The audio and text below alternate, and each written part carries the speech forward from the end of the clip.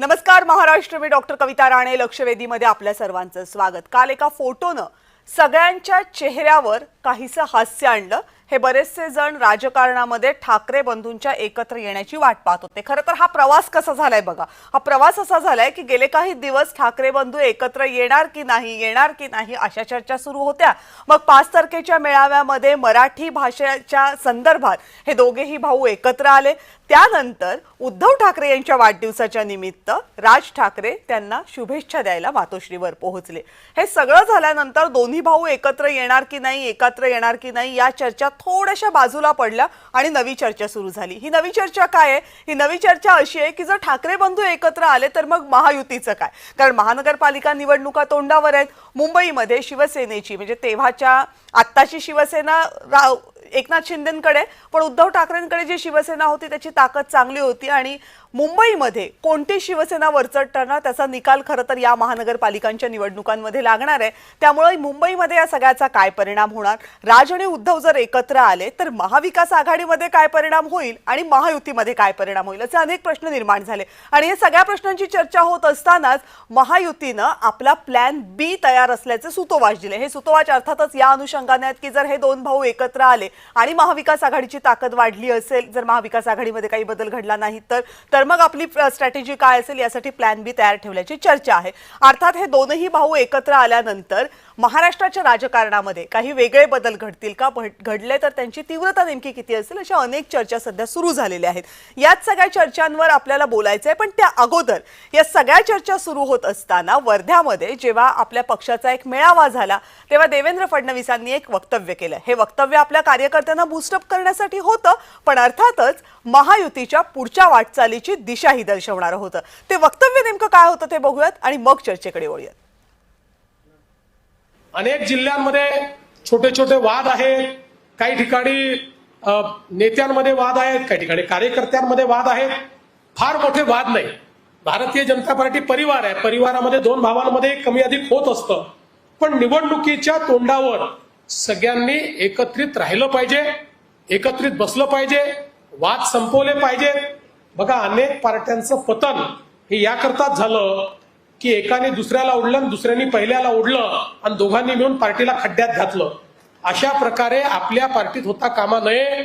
कोणी जर पार्टीला खड्ड्यात घालण्याचं काम करणार असेल तर त्याला खड्ड्यात घालण्याचं काम पार्टी करेल, एवढं लक्षात ठेवा. त्यामुळे राज ठाकरे आणि उद्धव ठाकरे एकत्र आले तर नेमकं काय अशी चर्चा सुरू असताना देवेंद्र फडणवीस यांचं हे वक्तव्य जे त्यांनी कार्यकर्त्यांना उद्देशून म्हटले महायुतीची पुढची दिशा दर्शवणार आहे. महायुतीने आपला प्लॅनही तयार केला. आपला प्लॅन बी तयार आहे. जर राज ठाकरे उद्धव ठाकरे एकत्र आले, महाविकास आघाडी जर सक्षम होण्याच्या दिशेनं एक पाऊल टाकत असेल तर महायुती आपल्या स्ट्रॅटेजीमध्ये बदल करते. काय असेल हा बदल, काय आहेत या प्लॅन बी मधले महत्वाचे मुद्दे, त्यावर एक नजर टाकूयात. ठाकरे बंधूंसाठी महायुतीनं नो रिस्क धोरण घेतलेलं आहे. कोणतीही जोखीम घ्यायची नाही, कोणताही धोका पत्करायचा नाही असं सरळ धोरण आहे महायुतीचं. प्रमुख महानगरपालिका महायुती म्हणूनच लढणार. म्हणजे जर हे दोघे जण एकत्र येणार असतील तर मग हे तीनही पक्ष महायुतीतले महानगरपालिकांमध्ये, प्रमुख महानगरपालिकांमध्ये एकत्र असतील आणि यानं होणार काय तर मतांचं विभाजन होणार नाही याची काळजी महायुतीकडनं घेतली जाईल. मुंबईसह प्रमुख महानगरपालिका या महायुती कदाचित एकत्र लढू शकते मग या प्लॅन बी नुसार. आणि ठाकरेंना फायदा होऊ नये हा महायुतीचा सगळ्यात मोठा प्रयत्न असेल, कारण तसा तो फायदा झाला तर तो महापालिकेपुरता मर्यादित राहणार नाही. मुंबई महानगरपालिकेची माहिती असलेल्या महायुतीच्या नेत्यांकडे निवडणुकीची जबाबदारी दिली जाईल. ज्या ठिकाणी वाद असतील, जे अर्थात 3 पक्ष असल्यामुळे अनेक ठिकाणी आहेत, ते त्या महिन्याभरामध्ये मिटवण्याची तयारी महायुतीकडनं आत्ताच करण्यात आलेली आहे. याशिवाय ठाकरेंच्या कारभाराची महायुती पोलखोल करणार. अर्थात हे सगळं करत असताना रोख प्रामुख्यानं उद्धव ठाकरेंकडेच राहणार आहे असं दिसतंय. प्रत्येक वॉर्डची जबाबदारी ही महायुतीतल्या आमदारांकडे दिली जाणार आहे. त्यामुळे ज्यांना मुंबईची माहिती आहे त्यांच्याकडे आणि आमदारांकडे जबाबदारी असेल. सणासुदीच्या काळामध्ये सर्वसामान्य जनतेपर्यंत पोहोचण्याचा महायुतीचा प्रयत्न असेल आणि गोविंदा पथकं असतील, सार्वजनिक गणेशोत्सव मंडळ असतील, त्यांना महायुतीशी जोडण्याचा प्रयत्न महायुती करेल. कारण निवडणुकांच्या अगोदर हे 2 महत्त्वाचे सण असतील महाराष्ट्रामध्ये आणि त्या दृष्टीनं महायुतीचे हे प्रयत्न असतील. कारण या 2 सणांमध्ये तरुणांचा प्रामुख्यानं मोठा सहभाग असतो. त्यामुळे त्यांच्या माध्यमातून मुंबईमधल्या, ठाण्यामधल्या जनतेशी जोडण्याचा प्रयत्न महायुतीचा असू शकतो. तर हे साधारणपणे महायुतीचा प्लॅन बी तयार आहे. आणि या प्लॅन बी मधला सगळ्यात महत्त्वाचा मुद्दा काय आहे तर दोनही पक्ष जर एकत्र येणार असतील तर मग महायुतीमधले 3 पक्ष जे गेल्या साधारण महिना दीड महिना अगोदरपर्यंत आपण वेगवेगळे लढू असं म्हणत होतो ते एकत्र लढण्याची तयारी दाखवू शकतात. या सगळ्या संदर्भात आपल्याला बोलायचंय, पण आज गेस्ट खास आहेत. दरवेळेस या सगळ्या मुद्द्यांवर आपण बोलतो तेव्हा सगळ्या राजकीय पक्षांचे प्रतिनिधी आपल्यासोबत असतात. आज आपण तसं करत नाही आहोत, कारण आपल्याला हा विषय नेमका काय आहे तो खोल जाणून घ्यायचा आहे. त्यामध्ये फक्त राजकीय वादावादी किंवा आरोप प्रत्यारोप टोलवाटोलवी नको आहे. म्हणून सर्व ज्येष्ठ पत्रकारांना या चर्चेमध्ये आमंत्रित केलेलं आहे, जे प्रामुख्यानं या नेत्यांशी कायम बोलत असतात, ज्यांना राजकीय वर्तुळाचा, राजकीय बदलांचा, राजकीय वाऱ्यांचा चांगला अंदाज असतो. त्यामुळे या सगळ्यांशी आपण बोलून जाणून घेणार आहोत की महायुतीचा प्लॅन बी यशस्वी ठरेल की ठाकरे गट आल्यामुळं महाविकास आघाडीची ताकद वाढेल. ज्येष्ठ पत्रकार किरण तारे या चर्चेमध्ये माझ्यासोबत आहेत. किरणजी नमस्कार, स्वागत आहे आपलं चर्चेत. नमस्कार. जयंत माइंडकर ज्येष्ठ पत्रकार पुन्हा एकदा माझ्यासोबत लक्षवेधीमध्ये आपल्या चर्चेमध्ये आहेत. जयंत सर नमस्कार, स्वागत आहे. नमस्कार. नमस्कार. आणि विकास वैद्य नागपूरहून आपल्यासोबत जोडले गेलेले आहेत. तेही ज्येष्ठ पत्रकार आहेत, अनेक वर्षांचा अनुभव आहे त्यांचा. विकासजी स्वागत आहे आपलंही. नमस्कार. नमस्कार. आणि मिलिंद बल्लाळ ज्यांना ठाण्यामधल्या राजकारणाचा विशेष अनुभव आहे, अगदी काही वेळात आपल्यासोबत असतील. मिलिंद सर सुद्धा. सुरुवातीला किरण तारेजी तुमच्याकडे येते. काय गेल्या 5-6 दिवसात आहे, महिनाभरातला बोल, कारण 5 तारखेचा जर मेळावा बघितला आपण तर तेव्हापासून ते कालच्या बर्थडेच्या सेलिब्रेशन पर्यंत या ज्या घडामोडी घडल्यात गेल्या 25-30 दिवसांमध्ये महाराष्ट्रामध्ये, काय आकलन आहे तुमचं याबद्दलचं? कालच्या राज ठाकरेंच्या भेटीनंतर आपण सगळ्या शिवसेना नेत्यांचे चेहरे जर बघितले तर त्यांच्या चेहऱ्यावर जो आनंद दिसला ना कविता, तो गेल्या 10 वर्षामध्ये मला दिसलेला नाही. म्हणजे ते निवडणुका जिंकलेत काय, हरलेत काय, त्यांचे चेहरे अगदी मक्क असायचे.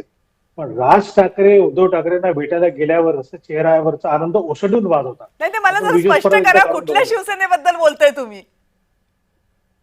शिवसेना उद्धव ठाकरेंची अर्थातच. उद्धव ठाकरेंच्या शिवसेनेतल्या, म्हणजे उद्धव ठाकरे युबीटीचे जो काही शिवसेना आहे त्यांच्या नेत्यांच्या चेहऱ्यावरचा आनंद मी सांगतो. अगदी आनंद गीतेपासून भास्कर जाधवांपासून ते सगळे जण प्रचंड आनंदामध्ये दिसत होते. त्यामुळे त्यांना असं वाटायला लागलंय की हे दोघं भाऊ एकत्र आल्यानंतर कदाचित महाराष्ट्रातलं चित्र बदलू शकेल आणि शिवसेनेला आणि मनसेला देखील जे काही गळती लागलेली आहे, त्यांची जे काही सगळं निश्चित झालेला पक्ष आहे त्या पक्षामध्ये कुठेतरी जान फुंकण्याचं काम या दोघांच्या एकत्र येण्यामुळे होईल अशी आशा त्यांना वाटायला लागलेली आहे. त्यामुळे हा सगळा आनंद दिसतोय.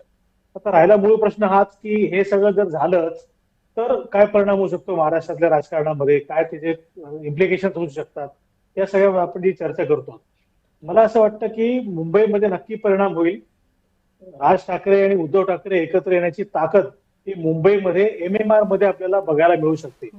MMRच्या बाहेर कितपत परिणाम होईल मला जरा शंका आहे, कारण तिथे या दोन्ही पक्षांचं अस्तित्व तसं नाही आहे. पण मुंबई ही अत्यंत प्रतिष्ठेची असल्यामुळे, आशियातली सर्वात श्रीमंत महापालिका असल्यामुळे मुंबई जरी जिंकली या दोघांनी मिळून तरी बऱ्याचशापैकी त्यांचा उद्देश हा सर्व होऊ शकतो. पण आपण असं जरी म्हणत असलो तरी जर तरला अनेक पैलू असतात. ते इतकं सोपं नसतं.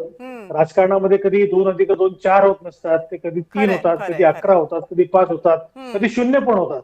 त्यामुळे आता आपण फक्त स्पेक्युलेशन करू शकतो, आपण काही आडाखे बांधू शकतो, असं झालं तर काय होईल, तसं झालं तर काय होईल. पण याच्यातली एक गोष्ट एवढी नक्की आहे की उद्धव आणि राज एकत्र आल्यानंतर त्यांची एकत्र ताकद निर्माण होईल आणि त्याचा परिणाम म्हणून भारतीय जनता पार्टीला शिंदेना सोबत घ्यावं लागेल. त्यांना एकनाथ शिंदेना संपूर्णपणाने अवेरून चालणार नाही. शिंदेची जी काय ताकद असेल मुंबईमध्ये, ठाण्यामध्ये, बदलापूरमध्ये, कल्याणमध्ये, पालघरमध्ये, त्या ताकदीचा उपयोग भाजपला करून घ्यावा लागेल. आणि ही जर परिस्थिती अशीच कायम राहिली तर आपण गेल्या 2-3 दिवसापासून या चर्चा ऐकत होतो की महाराष्ट्राच्या मंत्रिमंडळातनं काही मंत्र्यांना डच्चू दिला जाईल, विशेषतः शिवसेनेच्या मंत्र्यांना दिलं जाईल. ही चर्चा थांबेल. ही चर्चा एवढ्यासाठी थांबेल की राज आणि उद्धव एकत्र आले तर भाजपला त्यांचं अस्तित्व धोक्यात जेव्हा जाणवायला लागेल, त्यांना शिंदेची गरज असेल आणि अशा वेळेला शिंदेच्या मंत्रिमंडळात शिंदेच्या मंत्र्यांना मंत्रिमंडळातून काढणं भाजपला इतकंसं सोपं जाणार नाही, हा माझा याच्यातला अंदाज आहे. तुमच्या उत्तराची जी सुरुवात केलीत की ठाकरे गटाच्या आमदारांच्या चेहऱ्यावर आणि नेत्यांच्या चेहऱ्यावर आनंद, मग ती शिवसेना फक्त ठाकरेंची नाही ना या अर्थानं, ती शिवसेना मग शिंदेची पण म्हणायला लागेल. मग त्यांच्याही चेहऱ्यावर हसू यायला पाहिजे, कारण टांगती तलवार आता जरा थांबली. मग तसं झालं तर त्यांना आनंद होईलच की. पण आता आपण देवेंद्र फडणवीसांचं उदाहरण द्यायचं म्हटलं तर देवेंद्रजी एकदा म्हणाले होते, भर सभेमध्ये सगळ्यांसमोर म्हणाले होते की एकनाथ शिंदेचे चेहरा हसू कधीच येत नाही, त्यांचा चेहरा कायम हा गंभीर असतो, त्यांच्या मनात काय चाललंय ते कळत नाही, चेहऱ्यावर अजिबात आपल्याला दिसणार नाही. त्यामुळे एकनाथ शिंदेचे चेहरा हसू येईल अशी अपेक्षा पण काही करू नये. बर, जयंत सर मला एक सांगा, हे असं खरंच म्हणायचं का एकनाथ शिंदेंना मग थोडासा सुटकेचा निश्वास मिळेल जर दोन ठाकरे बंधू एकत्र येणार असतील तर? बघा, असं आहे की मुळात बाळासाहेब ठाकरे या व्यक्तीला मानणारे सध्या मुंबईत 3 पक्ष आहेत. आणि त्या तीन पक्षांच्या पैकी 2 पक्षांचे नेते ठाकरे आडनावाचे आहेत. म्हणजे ठाकरे या नावाच्या वलयाचा फायदा जो काही मिळावा तो या दोघांना मिळत आहे. आणि हे दोघं पर्सनॅलिटी क्लॅशमुळे वेगळे झाले, मला त्या इतिहासात जायचं नाही. ते एकत्र येणं याचा अर्थ शिंदेंनाच नव्हे तर भाजपला सुद्धा फार मोठा प्रश्न आहे, ही फॅक्ट आहे.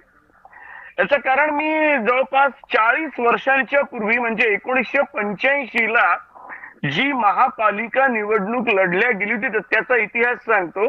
1984 ला इंदिरा गांधींच्या हत्येनंतर मुंबईतल्या 6 पैकी 5 लोकसभा जागा काँग्रेसने जिंकल्या होत्या. 85 ला झालेल्या विधानसभा निवडणुकीत तेव्हा 34 पैकी काँग्रेसनी 28 जागा जिंकलेल्या होत्या. पण लगेच झालेल्या महापालिका निवडणुकीत 170 जागांच्या पैकी 70 जागा शिवसेनेने जिंकल्या होत्या. ह्या मी इतिहास याच्याकरता सांगतोय की लोकसभा आणि विधानसभेच जे काही ट्रिपल इंजिन वगैरे जे काही बोललं जातं ते मुख्यत्वे करून मुंबईत MMRDA एरियात किंवा इतरही ठिकाणी महाराष्ट्रात दिसण्याची शक्यता नाही. आणि याच्यातला सर्वात मोठा फॅक्टर, मी हे मान्य करतो की मनसेचं MMRच्या बाहेर काय काम आहे, कमी असेल, शिवसेनेचं विदर्भात वगैरे असेल, हे मला मान्य आहे. पण मुळात 2 भाऊ एकत्र आलेत. मुळात ते एकत्र येण्याला सुद्धा भाजपची हिंदीची घाई जबाबदार आहे असं माझं ठाम मत आहे. ते त्यांना मिळालं, त्याच्यामुळे ते दोघं एकत्र आले. आणि काल ज्याला आपण म्हणू शकतो एक प्रकारे रॅटिफिकेशन, शिक्कामोर्तब झालेला आहे 2 भाऊ एकत्र येण्यावर. आता हा जो काही यांचा प्लॅन बी सांगत आहेत, यांचा प्लॅन बी म्हणा किंवा उर्वरित महाआघाडी, याच्यातली एक फार गंमत आहे. याचं कारण असं आहे, ना अजित पवारांच्या पक्षाचं ना शरद पवारांच्या पक्षाचं मुंबईत काहीही तसं पाहिलं तर काम नाही. जर काही असं ताकद नाही हे म्हणणं योग्य आहे, कारण ते अगदी राईट ऑफ करण्याला. मग मुळात कोणाचा प्रश्न आहे तर शिंदे सेनेचा. आता शिंदे सेनेच्या समोर जेव्हा 2 ठाकरे बंधू एकत्र राहतील, पुन्हा मी सांगतोय ठाकरे या नावाला वलय, बाळासाहेब ठाकरेंचा मुलगा आणि बाळासाहेब ठाकरेंचा पुतण्या याला जे वलय आहे, आणि त्याच्यानंतर मुंबईतली 35% मराठी, सुमारे 35% मराठी जनता, मला असं वाटतं पुढे काही अनालिसिस न करता या केवळ या 2-3 गोष्टींच्यावर जे आपण निर्णयाप्रत येऊ शकतो तशी ही घटना आहे. आणि शिंदे यांच्या समोर टिकू शकतात का, तर मला तसं वाटत नाही. मग आपण काँग्रेसचा विचार करू, थोडं काँग्रेस विषयी पण क्लिअर करतो. काँग्रेसकडे तसं पाहिलं तर उरलं आहे काय, काँग्रेसकडे दलित आणि मुस्लिम मतं उरली आहेत. आता प्रश्न असा आहे की उद्धव ठाकरे काँग्रेसचा हात सोडून राज ठाकरेकडे जातील का, तर प्राप्त परिस्थितीत मुंबईत त्यांना ते फायद्याचं आहे. आणि हे त्यांनी अनेक वेळेला सुतोवाच केलेलं आहे की आम्ही स्थानिक लेवलला वेगळं राहू, नॅशनल लेवलला आणि स्टेट लेवलला वेगळं राहू. याचं कारण त्यांना याची कल्पना आहे की राज ठाकरेंकडे हात मिळवणी केली तरच त्यांना मुंबईचं पद मिळू शकतं, मुंबईत त्यांची सत्ता येऊ शकते. आणि मुळात काँग्रेसकडे या क्षणी केवळ मुस्लिम आणि दलित हुकमी मतदार याच्या पलीकडे कोणताही वोटर क्लास उरलेला नाही. काँग्रेसच्या 3 खासदार ज्या निशिकांत दुबेंना संसदेमध्ये जाऊन भिडल्या किंवा त्यांनी त्यांना जाब विचारला, तो या स्ट्रॅटेजीचा भाग असू शकतो असं म्हणायला काही हरकत नाहीये. मुंबईबद्दल आपण बरंच बोललो. विकास वैद्यजी, तुम्ही विदर्भाचं राजकारण फार जवळून पाहता. जेव्हा अशा चर्चा होतात विशेषतः ठाकरे बंधूंच्या एकत्र येण्याच्या, त्यावेळेस फोकस कायमच मुंबईवर असतो. शिफ्ट झालाच तर तो ठाणे आणि MMR रिजन पर्यंत जातो, पण तो काही पलीकडे तिकडे पश्चिम महाराष्ट्र, मराठवाडा आणि विदर्भापर्यंत पोहोचत नाही. नेऊयात आज आपण फोकस जरा विदर्भाकडे. सांगा मला, ठाकरे बंधू जर एकत्र आले तर काही विदर्भामध्ये परिणाम दिसणार आहे का तुम्हाला? नाही, सर्वप्रथम तर तारे सर आणि माईनकर सरांनी अत्यंत सुंदर विश्लेषण केलं आणि त्यांनी फार सुंदर हे समजावून सांगितलं. याच्यामधला एक फक्त महत्वाचा भाग आपण लक्षात घेतला पाहिजे की राज ठाकरेंनी मुळात ज्यावेळी शिवसेना सोडली त्यावेळेस त्यांचं उद्धव ठाकरेंच्या नेतृत्वासंदर्भातला तो वाद होता. बरोबर. त्याच्यानंतर 2009 मध्ये जे त्यांना 13 सीट्स मिळाल्या असेंब्लीच्या आणि बऱ्याच अधिक प्रमाणात नाशिकच्या महापालिकेमध्ये यश मिळालं, तर आपण एक लक्षात घेतलं पाहिजे की नंतर इलेक्टिव्ह मटेरियल असं राज ठाकरेंच्या मनसेकडे राहिलं नाही, जे आपण इलेक्टिव्ह मटेरियल म्हणतो. इनफॅक्ट जर आपण त्या काळापासून मधल्या काळाचा जर विचार केला तर फार असं निवडणुकांमध्ये त्यांचं जो प्रेझेन्स पाहिजे, जे त्यांचं काय म्हणतात त्याला की इलेक्शन लढणं आणि असं, हा भाग त्यांचा फार कमी राहिला. राज ठाकरे एकमेव असा प्रचार त्यांचा नेहमी होत राहिला. आणि आता जसं तारेसर आणि माईनकरांनी सांगितलं, मी अगदी सहमत आहे. मुंबईमध्ये खरोखर म्हणजे महायुतीला विचार करावा लागणार. फक्त याच्यात हा जो प्लॅन बी वाला पार्ट आहे तर तो आत्ता आला मुळात, की याच्या आधीच महायुतींनी, कारण महायुतीच्या प्रत्येक नेत्यांना आम्ही जेव्हा भेटायचो तेव्हा त्यांनी सांगितलं की आम्ही एकत्रित निवडणुका लढणार, त्याच्यामध्ये आमचं प्रॉपर सीट शेअरिंग राहणार आणि त्याच्यानंतरच आम्ही निवडणुकांना सामोरे जाणार. त्याच्यामुळे मुंबईच्या बाहेर म्हणजे ठाण्यामध्ये जी काही परिस्थिती असेल आणि काही प्रमाणात नाशिक आहे, पण याच्या बाहेर आज विदर्भ किंवा मराठवाडा किंवा इकडला सगळा जो प्रदेश आहे, इथे मला वाटत नाही की इथे या युतीचं फारसं, कारण इथे आम्ही बघतो, इथल्या नेत्यांना बघतो, त्यांच्या ऍक्टिव्हिटीज बघतो, त्याच्यामुळे इथलं त्यांचं अस्तित्व, कारण मुळात त्यांनी इथे फारशी बांधणी केली नाही. म्हणजे मी मागच्या प्रेस कॉन्फरन्समध्ये राज ठाकरेंना विचारलं होतं आणि त्यांनी हे ऍडमिट केलं होतं की कितीतरी वर्षांनंतर ते विदर्भामध्ये आले. मग त्यांनी नंतर मध्यंतरी पुनर्रचना केली पूर्ण त्यांच्या पक्षाची. त्याच्यामुळे ज्या नेत्यांनी जी बांधणी केली होती सगळ्या कार्यकर्त्यांना घेऊन, ते कुठेतरी ते सगळं डळमळीत झालं, ते सगळं पूर्णपणे ते मोडकळीत झालं. आणि नवीन जे नेते आले त्या नवीन नेत्यांचा फारसा मनसेशी फारसा संबंध नव्हता आणि त्याच्यामुळे केवळ राजकीय अफिलिएशन असावं कुठल्या तरी पक्षाचं, तर हा साधारण मुंबईमध्ये हा भाग नसेल. पण मुंबई वगळता इतर, म्हणजे आपण विदर्भाचा जर विचार केला तर विदर्भामध्ये हा एक मोठा, आपण आता विधानसभेमध्ये देखील जे पतन झालं महाआघाडीचं, त्याच्यामध्ये आपण पाहिलं की शिवसेनेला सर्वात जास्त यश मुंबईमध्ये मिळालं. इतर ठिकाणी शिवसेना फारसा चमकदार कामगिरी करू शकली नाही. आणि शिवसेनेचे जे रथी महारथी नेते होते ते आता या क्षणी शिंदे सेनेमध्ये आहे. त्याच्यामुळे तो जो एक जो फायदा त्यांना मिळण्याची शक्यता, मला असं वाटतं की म्हणजे विदर्भात तर फारच स्थिती त्यांची कमकुवत राहू शकते. आणि मुंबई, तुमच्या बोलण्याचा दुसरा एक अर्थ आपण असा काढायचा का की मग विदर्भामध्ये महायुतीला या ठाकरे बंधूंच्या एकत्र येण्याची फारशी चिंता करण्याचं कारण नाहीये? नाही, विदर्भामध्ये कसं आहे की विदर्भामध्ये मुळात इतर कुठलेच पक्ष फारसे नाहीयेत, काँग्रेस आणि बीजेपी. आपण जर इतिहास बघितला तर नेहमी ही जागांची वाटणी म्हणजे काँग्रेस कधी जिंकेल तर कधी बीजेपी जिंकेल असं साधारणपणे राहिलेलं आहे. त्याच्यामुळे, आणि दुसरं आपण अजून एक गोष्ट मला सांगायची आहे की मागच्या महापालिका निवडणुकीमध्ये मुंबईमध्ये शिवसेना आणि भाजप जवळजवळ बरोबरीने जिंकले होते. त्याच्यामुळे तो पण भाग आपल्याला नाकारून चालता येणार नाही की पूर्णपणे शिवसेनेचं त्याच्यामध्ये प्राबल्य राहील मुंबईमध्ये, असं देखील म्हणणं. कारण हा तर ते एकत्र येणं मागचे आणि निष्कर्ष किंवा मागचे निकषच लावण्यात काय अर्थ नाही, कारण परिस्थितीच पूर्णतः बदलली. आणि दुसरा महत्वाचा भाग म्हणजे त्याच्यात वेळही खूप गेला. म्हणजे 2017ला शेवटच्या निवडणुका झाल्या होत्या, तर 25 मध्ये आलोय आपण, त्यामुळे ती परिस्थितीच खूप बदलली आहे. मिलिंद बल्लाळ सर आलेत आपल्यासोबत. मिलिंदजी, मी मगाशी तुमची ओळख करून दिली पण तुम्ही जोडले गेला नव्हतात. स्वागत आहे आपलं. नमस्कार. बर, आम्ही मुंबईबद्दल बोललो, आम्ही MMR रिजन बद्दल बोललो, आम्ही विदर्भाबद्दल बोललो, पण दोन ठाकरे बंधू एकत्र येत आहेत आणि तिकडे एकनाथ शिंदेची शिवसेना आहे असं म्हटल्यानंतर एक मोठा झोत तिकडे ठाण्यावर टाकायला लागतो, नाहीतर मग ती सगळी चर्चा अपुरी राहते.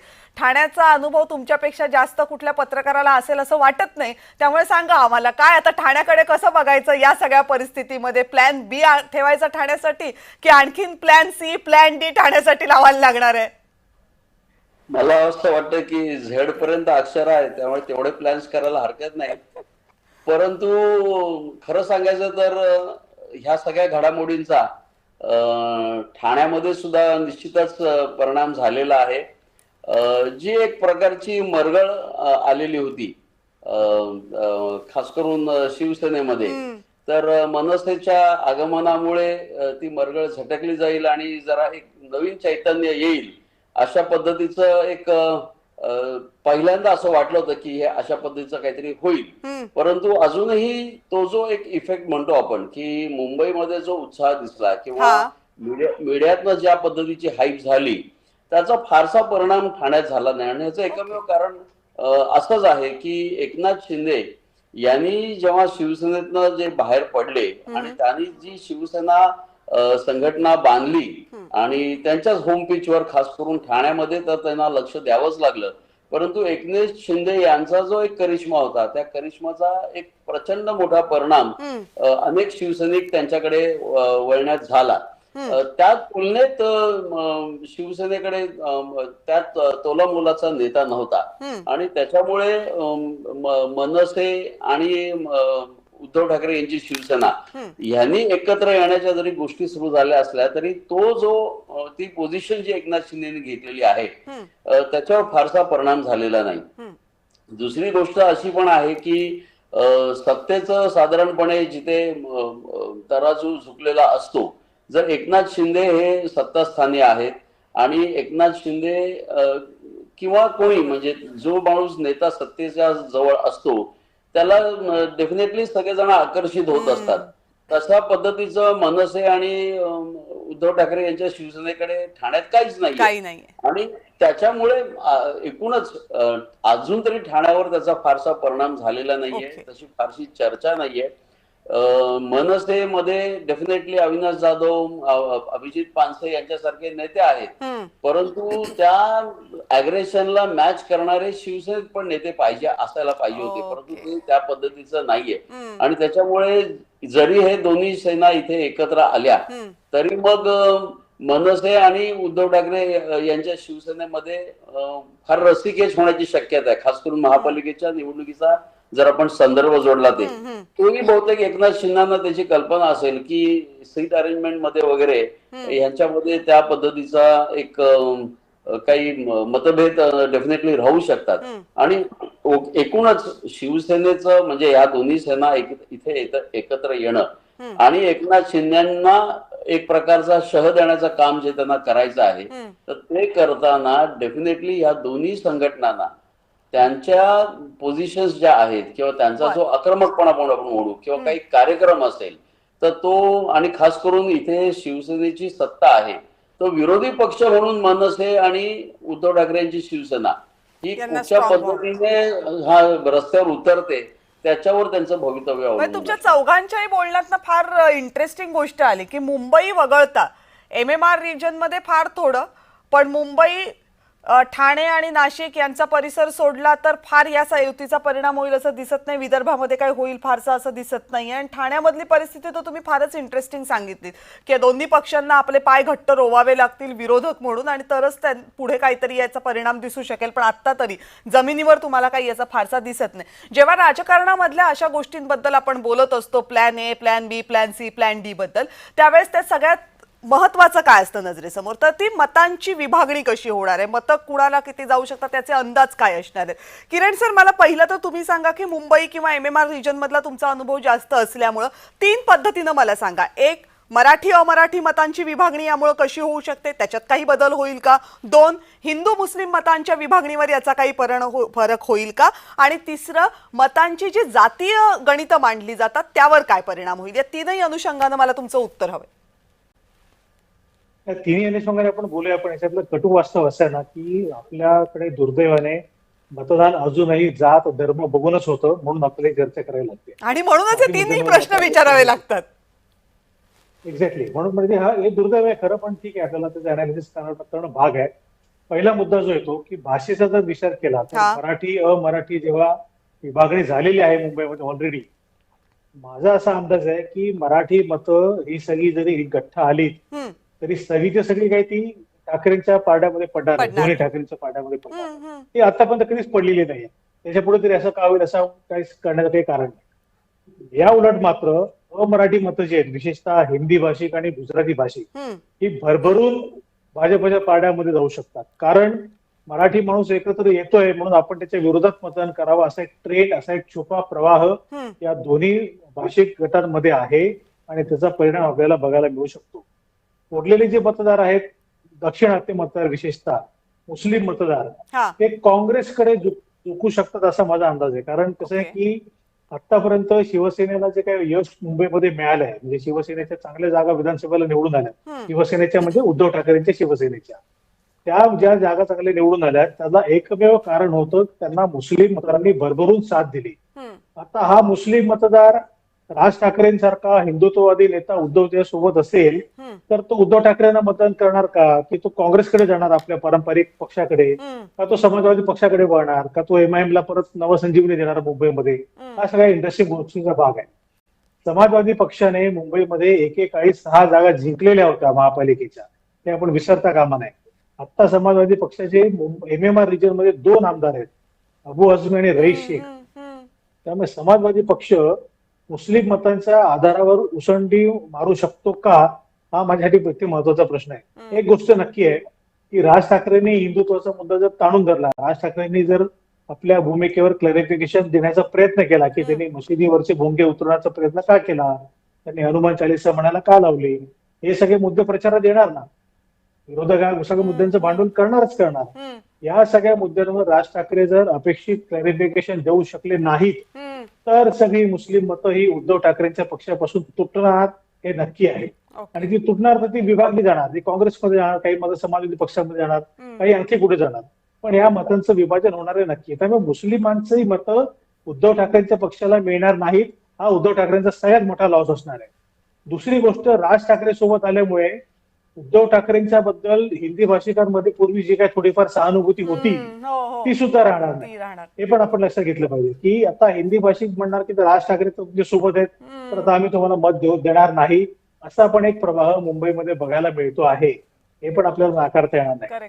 आणि मराठी मतांचा जेव्हा मुद्दा येतो तर मराठी मतं काही 100% आजपर्यंत ठाकरेंकडे मिळाली असती तर हिंदू आहेत का आणि मग ते कुठल्या जातीचे आहेत अशी विभागली जातात. कारण मराठी या मुद्द्यावर किती मतदान होतं या प्रश्नाचा विचार करावा लागेल. माइंडकर सर, मला एक सांगा की राज ठाकरे आणि उद्धव ठाकरे दोघेही हिंदुत्वाचा पुरस्कार करतात किंवा हिंदुत्व हा त्यांच्या अजेंड्याचा मोठा भाग आहे. पण आता जेव्हा हे सगळं झाल्यानंतर मराठीचा मुद्दा वरचढ ठरत असताना राज ठाकरे आणि उद्धव ठाकरेंचा पण काही प्रमाणात, पण प्रामुख्याने राज ठाकरेंचा हिंदुत्वाचा मुद्दा कुठंतरी मागे पडू शकतो आणि त्याचा फायदा भाजपला किंवा पर्यायानं महायुतीला होऊ शकतो. मी तुम्हाला प्रतिप्रश्न विचारतो. मला वाटतं 5 जुलैला त्यांचा तो मेळावा वगैरे झाला. 5 जुलै पासून आतापर्यंत राज ठाकरेंनी माझ्या माहितीप्रमाणे हिंदुत्वाचा जो कोणता वादग्रस्त मुद्दा असेल अशा प्रकारचं एकही विधान केलेलं नाही माझ्या माहितीप्रमाणे. केलेलं असेल तर सांगा. एक दुसरी गोष्ट, जो मुद्दा मी नेहमी लावून धरत असतो, आता जी या 2 भावांची युती, जे मी स्वतः आत्ताच सांगितलं की हिंदीमुळे ते येत आहेत, पण त्याचबरोबर दोघांच्याही राजकीय कंपल्शन्स, 75,000 कोटी रुपयांचं बजेट आपल्या हातात ठेवण्यासाठी in a last ditch effort असं ज्याला म्हणता येईल. याचं कारण जर ही संधी आता उद्धव ठाकरेंच्या हातातून गेली तर त्यांना पुन्हा फार कठीण जाईल 29 किंवा पुढे वर यायला. तोच प्रकार राज ठाकरेंच्या बाबतीत आहे, ज्यांच्याकडे एकही आमदार नाही, नगरसेवक नाही, काहीही नाही. आणि पुन्हा अशा वेळेस जर का आपण काही चुका केल्या तर जो काही 35% मुंबईतला मतदार आहे, मराठी मतदार, जो केवळ एका मुद्द्यावर आपण एकत्र आलो म्हणून आनंदलेला आहे, जो आपल्या बाजूने उभा राहील, तो पूर्णपणे आपल्यापासून जाऊ शकतो. त्याच्यामुळे हे होण्याची शक्यता वाटत नाही. मला असं वाटतं राज ठाकरेंनी 2005 पासून भाजप ते काँग्रेस, पुन्हा लाव रे तो व्हिडिओ, पुन्हा मोदींचा विरोध, पुन्हा मोदींच्या जवळ, म्हणजे त्यांनी आतापर्यंत 5-6 वेळेला जवळपास आपली बाजू बदललेली आहे. पहिल्यांदा ते त्या ठिकाणी आले जिथून ते सोडून गेले होते, ते म्हणजे उद्धव ठाकरेंच्या बरोबर.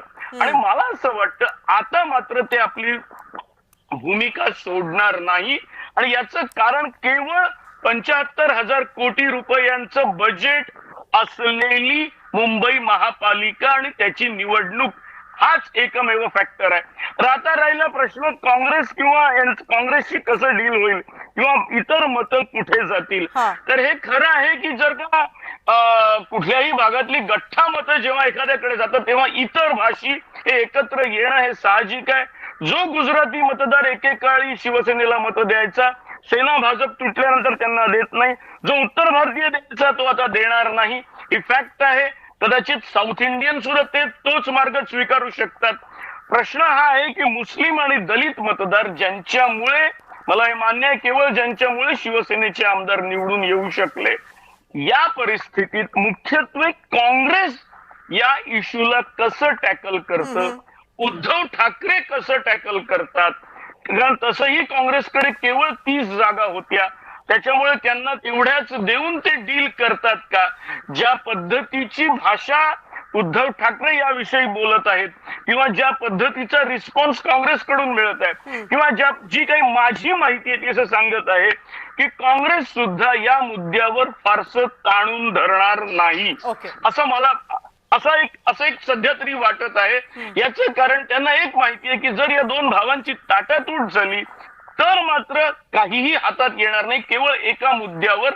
आणि त्याच्यामुळे काँग्रेस आपली ताकद ओळखून आपल्याला जेवढं मिळेल तेवढ्यावर सुखी राहण्यास तयार आहे, असं सध्याच आहे. आताची परिस्थिती. आणि तुम्ही म्हणताय ते बरोबर आहे की हे दोघं एकत्र येण्याची काही आशाच नसती दिसली तर मग ताटातुटीचं दुःख झालं नसतं. पण आता ती आशा दिसतीये, महिन्याभरामध्ये ते चित्र तसं दिसतंय. आणि त्याच्यामध्ये जर काँग्रेसमुळे काही झालं तर मग ते पातक घ्यायचं की नाही आणि त्याच्यामुळे होणारा नुकसान किंवा तोटा सहन करायचा की नाही, हा एक फॅक्टर आता ऍड झालेला आहे गेल्या या 20-25 दिवसांमधल्या सगळ्या घडामोडींमुळे. बल्लाळ सर, मला एक सांगा की शिवसेना काय, दोन्ही शिवसेना आणि राज ठाकरेंचा पक्ष काय, या सगळ्यांचा आदर्श काय, या सगळ्यांचा आदर्श एकच आहे, तो म्हणजे बाळासाहेब ठाकरे. आता ठाण्यामध्ये वावरत असताना बाळासाहेब ठाकरे यांच्या विचारांचा वारसा असं शिवसेना म्हणते, दुसरीकडे उद्धव ठाकरे यांचा पक्ष सुद्धा त्याच वाटेवर आहे. आणि मनसे जी ठाण्यामध्ये बऱ्यापैकी आहे, पाय रोवून गेल्या काही वर्षांपासून, त्यांचा सुद्धा. तर आता बाळासाहेब ठाकरे यांचे खरे वारसदार किंवा यांच्या कुटुंबातले वारसदार हे जर आता मैदानामध्ये एकत्र येत असतील तर त्या फॅक्टरचा ठाण्यामध्ये, जिथे या सगळ्या ठाकरे फॅक्टरला आणखी एक आनंदिगे फॅक्टर सुद्धा जोडून बघावं लागतं, काय परिणाम होईल?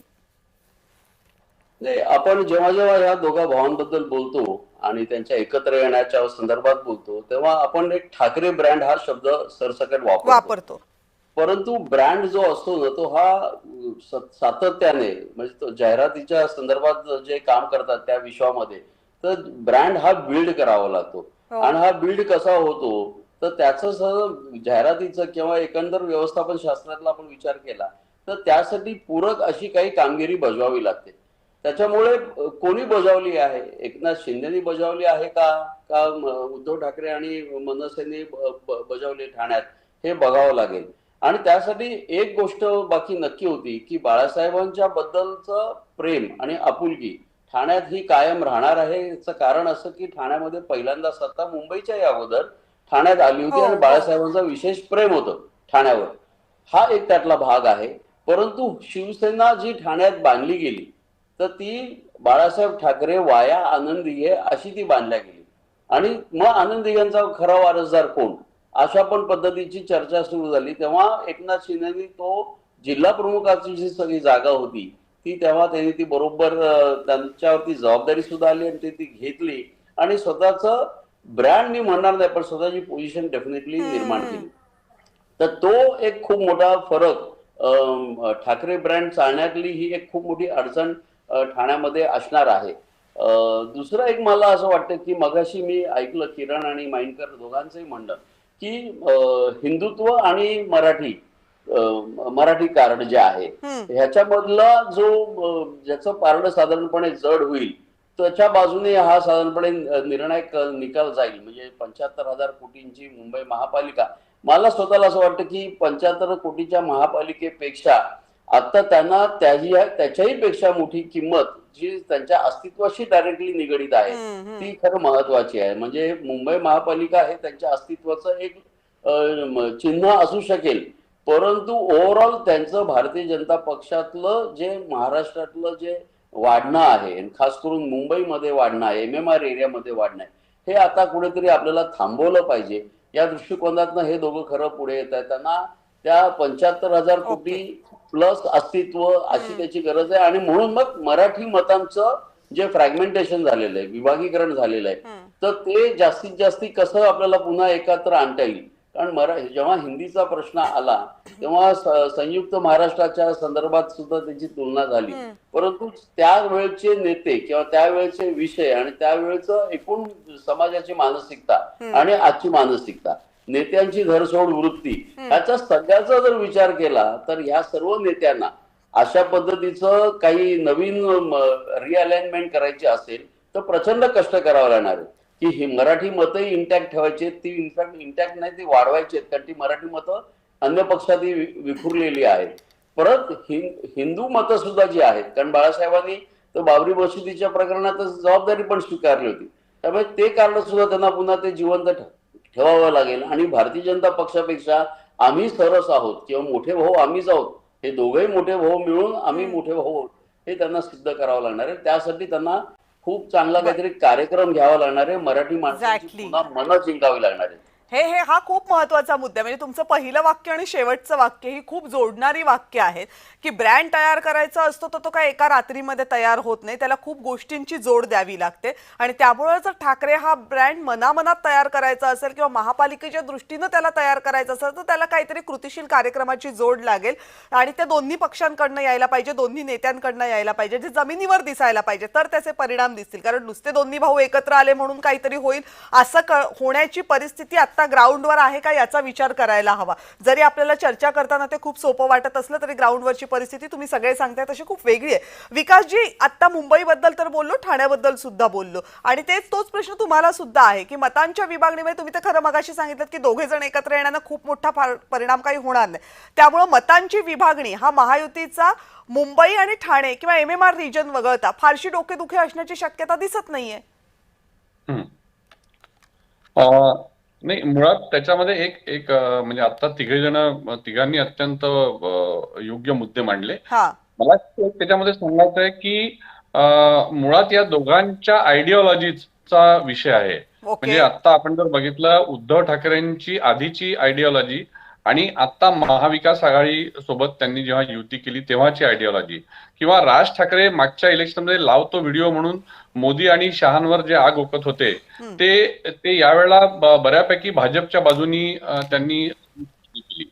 त्याच्यामुळे मला असं वाटतं की अर्थात राजकारणामध्ये हा सगळा बदल होत असतो. जसं लोकांनी म्हटलं की भाजप आणि एनसीपी कधी एकत्र येऊ शकतील का, पण मुळात ठाकरे आणि एकूण शिवसेना किंवा मनसे म्हणजे राज ठाकरे हा जो स्पिरिट एक मुंबईमध्ये जो दिसतो आपल्याला की निवडणूक लढल्यानंतर उंच इमारतीमध्ये जाऊन त्याच्या छाताडात भगवा ध्वज खुपसायचा आणि अभिमानाने जय भवानी जय शिवाजी म्हणायचं, तर मला वाटतं तुम्ही जे मगाशी मला म्हणालात की आता त्याच्यामध्ये बरेच बदल झालेले आहेत, तर ते बदल दिसतात आहे.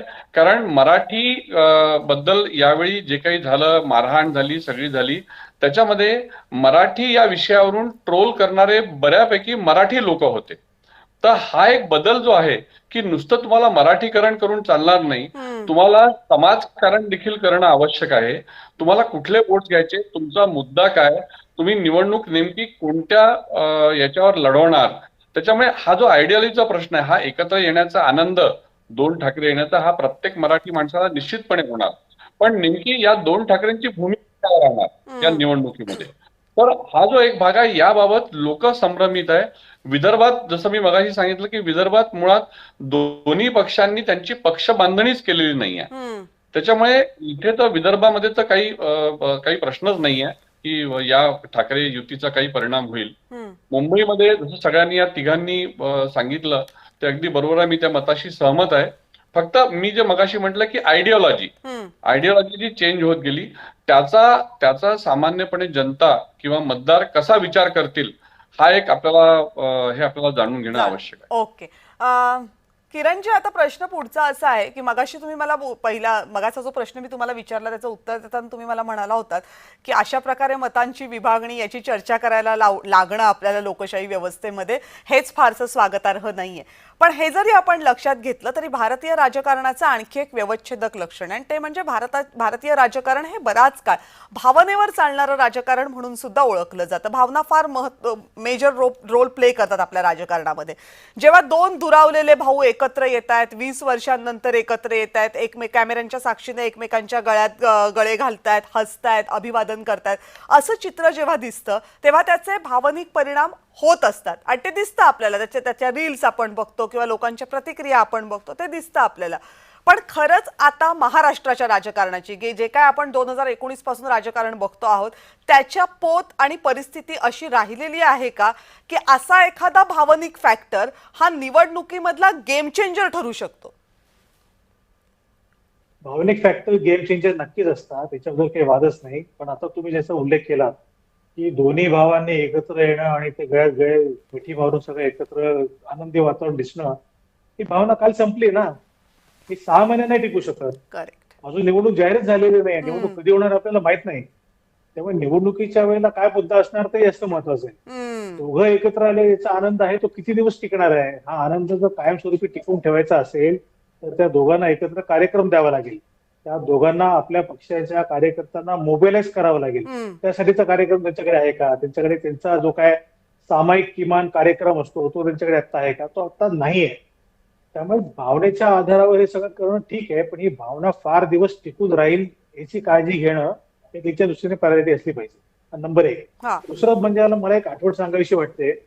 2012च्या बीएमसी इलेक्शनच्या वेळेला असाच प्रश्न निर्माण झाला होता की काँग्रेस खूप चांगलं करत होती असं चित्र निर्माण झालं होतं आणि शिवसेनेला फारसं यश मिळणार नाही असं पण चित्र निर्माण झालं होतं. त्यावेळेला बाळासाहेब ठाकरे होते आणि त्यांच्या नेतृत्वाखाली निवडणूक लढवली जात होती. हे सगळं लक्षात आल्यानंतर एका प्रेस कॉन्फरन्समध्ये ज्याला मी होतो, आम्ही पृथ्वीराज चव्हाण मुख्यमंत्री होते त्यावेळेला, त्यांना प्रश्न विचारला होता की तुम्ही सगळ्यांवर टीका करता मात्र तुम्ही बाळासाहेब ठाकरेंवर कधी टीका करत नाही, असं का?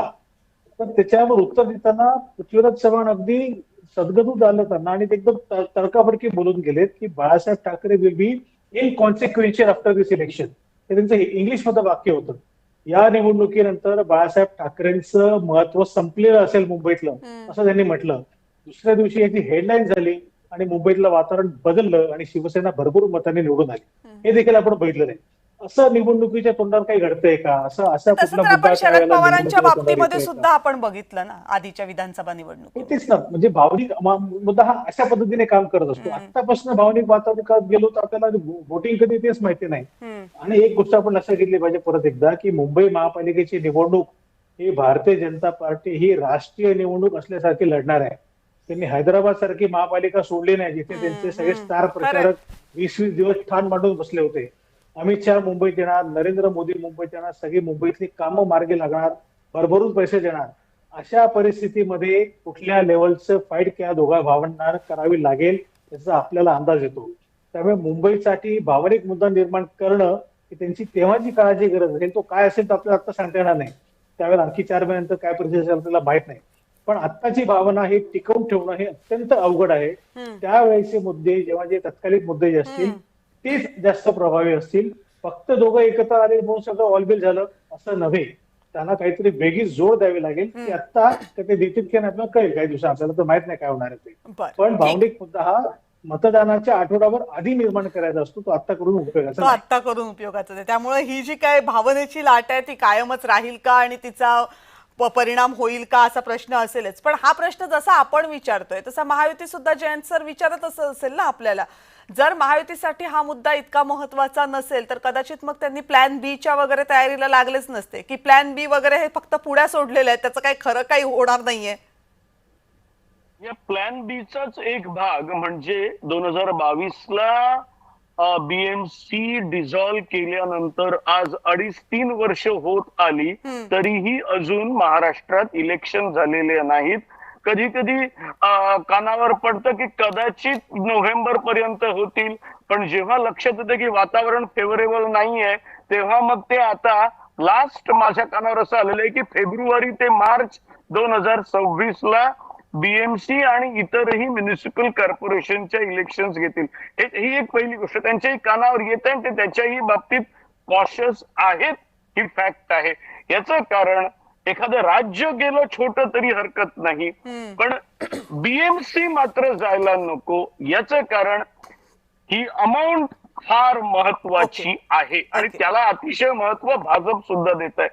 आपण थोडस की नाही, आपण म्हणता ते सगळं खरं जात आणि धर्माच्या पलीकडे जात नाही. याचं कारण डॉक्टर सुब्रमण्यम स्वामींनी एकदा असं एक विधान केलेलं होतं की भारतात तुम्ही कुठेही राजकारण करत असताना जात आणि धर्म याचा किंवा भाषा याचा उल्लेख केल्याशिवाय तुम्ही राजकारण करूच शकत नाही. भारतात तुम्ही मत मागूच शकत नाही.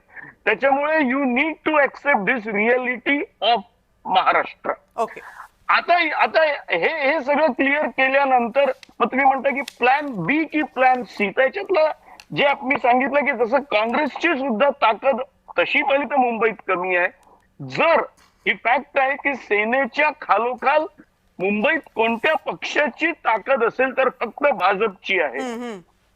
आता प्रश्न असा आहे की भाजप आपल्या बरोबर इतरांना ताकद मिळण्यास म्हणजे जो मगाशी एक फॅक्टर आला होता की शिंदे सेनेतले काही नाराज मंत्री यांना डच्चू न देता कदाचित त्यांना आपल्याकडे सामावून घेऊन नाही आमच्या करता काम करा, हा एक प्रयत्न होय हे होऊ शकतं कदाचित. याचं कारण शिंदे सेनेचा भाजपला फायदा होऊ शकतो, कारण भाजपला शिंदे सेनाशिवाय कोणीही फारसं मदत करणार नाही. याचं कारण जो काही क्लाउड म्हणून आहे अजित पवारांच्या पक्षाचा हा कुर्ला वगैरे मतदारसंघाच्या पलीकडे, नवाब मलिकांच्या मतदारसंघाच्या पलीकडे तेवढा क्लाउड नाही. हा अगदी महत्वाचा फॅक्टर आहे.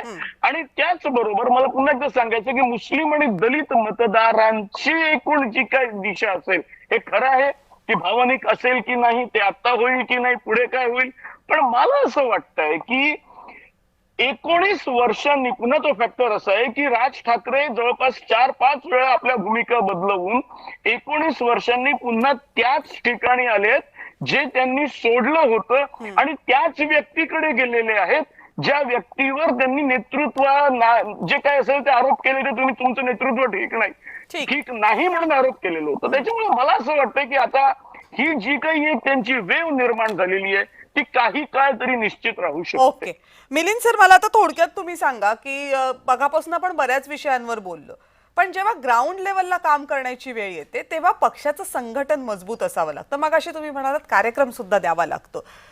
भाजप याबाबत एक पाऊलही तसूभर हलत नाही. एका निवडणुकांचे निकाल लागले का दुसऱ्या दिवशी ते पुढच्या निवडणुकांच्या तयारीला लागलेले असतात. ते कायम 24 तास निवडणुकांच्या प्लॅनिंग मध्ये असतात. तो गुण थोडाफार का होईना एकनाथ शिंदेच्या शिवसेनेकडे आलाय, त्यांच्या संघटनेमध्ये तो दिसू लागलाय, पण तोच गुण अगदी थोड्या प्रमाणात तरी शिवसेना उद्धव ठाकरेंची आणि राज ठाकरेंच्या याच्यामध्ये दिसतात काय की फक्त निवडणुका आल्यावर कामाला लागायचं आणि बाकीच्या वेळेला पक्ष शांत आहे? कारण समोर जर आव्हान अशा पक्षांचं असेल जे 24 तास राजकारणाचा आणि निवडणुकांचा विचार करतात तर मग आपल्या संघटना इतक्या कमकुवत ठेवून या दोनही पक्षांचं भागणार आहे का? नाही, तुम्ही म्हणता ते बरोबर आहे की 100% भारतीय जनता पक्षासारखा जेव्हा प्रतिस्पर्धी असतो आणि इलेक्शन प्रिपेअर्डनेस किंवा रेडीनेस म्हणतो आपण त्याला, की कायम सज्ज असतं भारतीय जनता पक्ष. कधी इलेक्शन लागो पण भारतीय जनता पक्षाचे ग्रासरूट लेवलचे कार्यकर्ते त्यांचे ऑर्गनायझेशन सगळा सेटअप जो आहे हा इलेक्शन मोड मध्ये फार पटकन जातो. अन्य पक्षांमध्ये तो जात नाही आणि मला वाटतं तोच पार्टी विथ अ डिफरन्स म्हणून जर त्यांचा उल्लेख करायचा तर हा डेफिनेटली आहे की it's a party with a difference as far elections are concern. ते लोक 100% कायम तयार असतात, सज्ज असतात. तो मगाशी जो मुद्दा उपस्थित केला ना की भावनेचा हा साधारणपणे किती काळ राहू शकतो, तर माझ्या हिशोबाने बरोबर आहे, भावनांची शेल्फ लाईफ फार कमी असते आणि भावनांच्या आहारी म्हणजे आता आपण ह्या गोष्टीवर चर्चा करतोय त्याच्यातनं काही नरेटिव्ह तयार होणार असेल ह्या दोघं भावांच्या एकत्र येण्याचा, त्याचा मग प्लॅन बी वगैरे वगैरे, हे सगळं आपण चर्चा जी करत असतो ती एकीकडे, आणि दुसरी ही आपण दृश्य जी दाखवतोय सारखी गुच्छ देत आहेत वगैरे, बाळासाहेबांच्या आसनाजवळ राज ठाकरे गेलेले आहेत, हे ऑप्टिक्स जे आहेत. तर मला असं वाटतं ऑप्टिक्स आणि नॅरेटिव्हचा तसा इम्पॅक्ट होत नाही. त्याला पुढे जाऊन तुम्हाला काहीतरी डेफिनेटली काहीतरी एक जोड द्यावी लागेल. ती जोड जोपर्यंत हे दोघं देत नाहीत, हे दोघं भाऊ कुठच्या तरी एक त्यांनी एक किमान समान कार्यक्रम तर नाहीच, मला असं वाटतं की ते आर म्हणजे ते एकत्रच आहेत, त्यांचा DNA एक आहे. त्याच्यामुळे असा कार्यक्रम करणं त्यांना फार अवघड नाहीये आणि खास करून बाळासाहेबांची आयडिओलॉजी जर पुढे न्यायची असेल तर डेफिनेटली करता येईल. ह्या धोका मला फक्त एक मोठा असा दिसतो की जेवढे हे भाऊ जवळ याचा प्रयत्न करतील तेवढं हे एकमेकांची त्यांच्यात स्पर्धा लावण्याचं काम विरोधक करतील. आणि डेफिनेटली बघा त्यांचं परवा जे भाषण झालं तेव्हा उद्धव ठाकरेंचं भाषण चांगलं झालं, ते जास्ती वेळ राज ठाकरेंवर टीका होत नाहीये अजिबात भाजपकडनं किंवा महायुतीकडनं. हा सोशल मीडियाचा उपयोग या दोघा भावांना एकत्र दूर ठेवण्यापासून मला असं वाटतं खूप मोठ्या प्रमाणात केला जाईल. आणि डेफिनेटली आजही वेळ गेलेली नाही, परंतु इतके दिवस झाले की आतापर्यंत ते दोनदा त्यांचं आपल्याला पब्लिक अपीअरन्स एकत्र दिसलं, परंतु पब्लिक अपीअरन्स नंतर पब्लिक प्रोग्राम जो असेल मराठी माणसासाठी प्रोग्राम, आणि ते लोक अत्यंत आतुरतेने बघतायत कारण की फार मोठा बॅकलॉग आहे. हे दोघं जण एकमेकापासून दूर गेले होते, त्या दूर जाण्यामध्ये खूप मराठी प्रश्न प्रलंबित राहिले. म्हणजे नुसते मोठे प्रकल्प गेले वगैरे अशातला भाग नाही, पण मराठी माणसाची गळचेपी केवळ त्या हिंदीच्या प्रश्नावरनं मला असं वाटतं की ते आलेली नाही आपल्याकडे. हा सगळा विषय जो आहे हा ह्याचा अभ्यास किंवा ह्याचा डेफिनेटली जो काही विचार आहे हा ते करत असले पाहिजेत. आणि तो करायला लागले की मला असं वाटतं की त्यांना ऑटोमॅटिकली या गोष्टी त्यांना समजतील की बाबा नेमकं मराठी तरुणांना काय पाहिजे आहे, मराठी माणसाला काय पाहिजे. बाळासाहेबांची शिवसेना जी आहे ती पुन्हा जर रिइन्स्टेट करायची असेल तर आपल्याला त्यावेळेचं संपूर्णपणे आपल्याला ते रिपोझिशनिंग असेल, रिडिझायनिंग असेल किंवा काही जे असेल तर ते मला थोडक्यात की मगाशी तुम्ही जे म्हणालात की ब्रँड बिल्डिंग आहे त्यामुळे आता भावनिक वातावरण तयार होऊन एक नॅरेटिव्ह तयार झालेला आहे, पण ते निवडणुकांपर्यंत न्यायचं असेल तर मग एवढ्यावर थांबून चालणार नाही. जसं लोकसभेमध्ये आम्ही जिंकलो म्हणून विधानसभा आता फारशी कठीण नाहीये म्हणून जवळपास मंत्रिपदाचं वाटपच फक्त शिल्लक राहिलं होतं, तसं जर करायला गेलं तर मग कठीण आहे. पण आता जी भावनेमुळे किंवा एकत्र येण्यामुळे जो नॅरेटिव्ह तयार झालेला आहे त्याच्यावर जर बिल्डअप करायचं असेल, त्याच्यावर काहीतरी बांधायचं असेल, दोन्ही पक्षांना तर आहेच ठाकरे बंधूंना, पण एकूण महाविकास आघाडीला सुद्धा जर काही बांधायचं असेल तर एक ठोस प्लॅन घेऊन समोर यावं लागेल, एक कार्यक्रम घेऊन समोर यावं लागेल. फक्त कार्यक्रम आणायला नाही पाहिजे, त्या कार्यक्रमाचं लोकांपुढे जे परसेप्शन जाईल ते पॉझिटिव्ह असायला पाहिजे, लोकांना ते हवं असं वाटलं पाहिजे. मिलिंद बल्लाळ सर जसं म्हणतात तसं 20 वर्षाचा जो बॅकलॉग आहे तो बॅकलॉग म्हणजे लोकांना मुळात आपल्या समस्यांची पहिली जाणीव करून द्यावी लागेल की आपला आवाज मराठीचा म्हणजे काय तो सांगायला लागेल, मग तो उठवतोय कसा ते सांगावं लागेल, काय हवंय ते सांगावं लागेल, कुणा विरोधात लढतोय ते सांगावं लागेल. जर हे सक्सेसफुली दोन्ही भाऊ करू शकले तर त्याचा त्यांना दोघांना आणि महाविकास आघाडीला फायदा होईल. अन्यथा महायुती प्लॅन बीच नाही प्लॅन झेड पर्यंत सगळे प्लॅन घेऊन तयार असेल आणि मग त्याच्याशी टॅकल कसं करायचं यासाठी कृतीशील कार्यक्रम नसेल तर मग फक्त दोघा भावांचं एकत्र येणं ही फोटो ऑपॉर्च्युनिटी राहील, भावनांचा आवेग राहील, पण त्यातून फारसं काही साध्य होणार नाही. त्यामुळे या दोन शक्यतांपैकी नेमकं काय खरं होतंय ते महानगरपालिकेच्या निवडणुकांच्या निकालानंतरच त्याचं अनालिसिस करणं आपल्या सगळ्यांसाठी सोपं होईल. आपण सगळेजण या चर्चेमध्ये सहभागी झालात, आपल्या सगळ्यांचे मनपूर्वक आभार.